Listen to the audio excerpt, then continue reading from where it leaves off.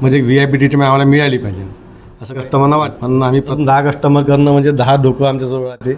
10 डोके म्हणजे नाग राहते, त्यांचे 10 अलग अलग प्रकारचे विचार राहतात. हॅलो एव्हरीवन, माझं तुषार, आय एम काउन्सिलिंग सायकोलॉजिस्ट आणि मी आज नितीन भावाला भेटायला आलेलो आहो. तर यांचं हेअर पार्लरचं दुकान आहे, तर यांचा परिचय सांगते. नमस्कार, मी नितीन पापडकर. माझं इथे शास्त्रीनगरमध्ये हेअर मास्टर सलून म्हणून नावाने शॉप आहे. इथे मी जवळपास 2012पासून आपलं शॉप इथे प्रस्थापित आहे. इथेच मी 2012पासून काम करतो. तर नितीन दादा, आमचं असे 2 मेंटल हेल्थबद्दल म्हणजे प्रश्न. तर पहिले तुम्ही हे सांगा की तुमचा व्यवसाय कसा असतो? आमचा व्यवसाय म्हणजे सलूनचा आहे, त्याच्यामुळे सकाळी 9 वाजतापासून तर संध्याकाळी 10-11पर्यंत सुरू राहते. त्यात आम्ही जनरली 2 भाऊ इथे शॉपमध्ये सध्या काम करतो आहे आणि दिवसातले आम्हाला जवळपास 15 कस्टमर तरी हँडल करावं लागतात.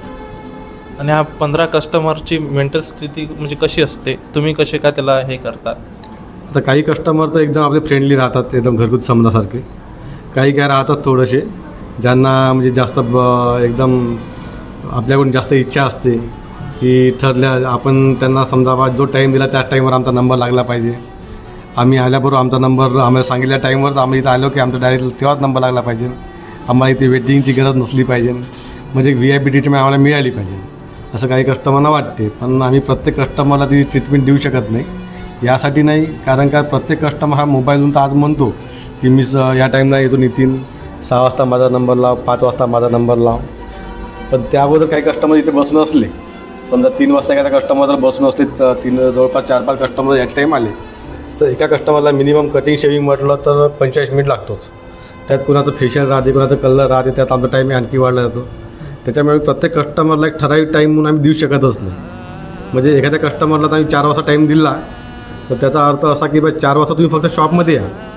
असं नाही की तुम्ही 4 वाजता आल्यानंतर तुमच्या 4 वाजताच नंबर लागेल.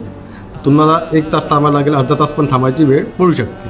त्यामुळे तुम्ही असं समजूच नका की तुमचा त्या टाईमला नंबर लागेल.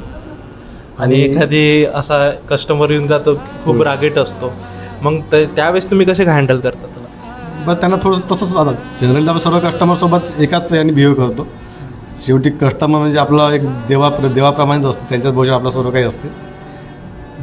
ज्या म्हणजे बाकी कस्टमरला आम्ही हँडल करतो त्याचप्रमाणे त्यांनाही सर्व्हिस करतो. एवढंच काय, त्यांना थोडं जास्त प्रेमाने बोलणं, त्यांची थोडी वावा करणं किंवा त्यांना एक प्रकारे आपल्या डोक्यावर बसवल्यासारखंच करावं लागतं कधी कधी.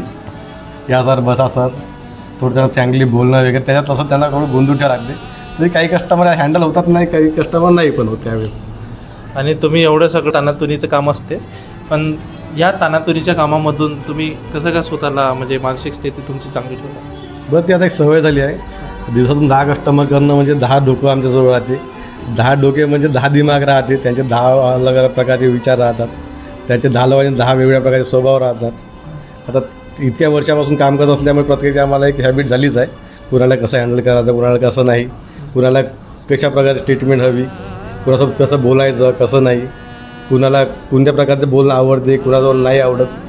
त्याप्रकारे आम्ही सर्व सकाळपासून संध्याकाळपर्यंत प्रत्येक कस्टमरसोबत तसं बिहेव करून राहतो. आणि एक लास्ट प्रश्न की एवढं सगळं हँडल केल्यानंतर तुम्ही म्हणजे तुम्ही स्वतःसाठी काय करता की त्याच्यानं तुमची मेंटल हेल्थ चांगली राहण्यासाठी? सकाळी उठणे थोडं, तुम्ही काय करता? हां, सकाळी उठून जरा सकाळी 15-20 मिनिट थोडं मॉर्निंग वॉक वगैरे करणे, थोडंसं एक्झरसाईज करणे रंगोली ग्राउंडवर जाऊन.